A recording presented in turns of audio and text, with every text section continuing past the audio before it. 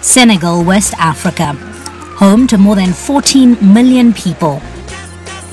Here in Dakar, the capital city, there's a beautiful, authentic mix of the traditional and the new. 2 decades ago, Senegal adopted a major economic reform project with some international help.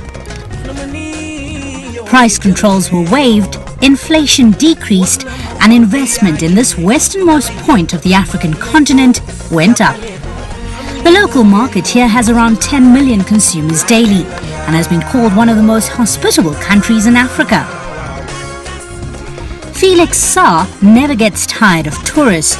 Over a cup of his special tea, he told us about his journey to becoming a small business owner and the history of his country deeply rooted in inequality.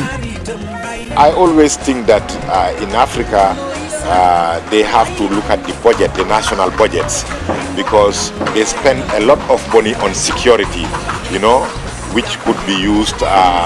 For example, in Congo, one of the countries in Congo, there was the garrison where they keep their arms exploded and many people lose their life.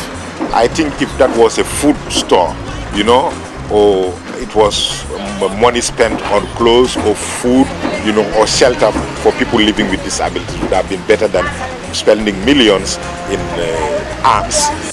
Felix's life is tougher than most. He was shunned as a child and found it difficult to assimilate.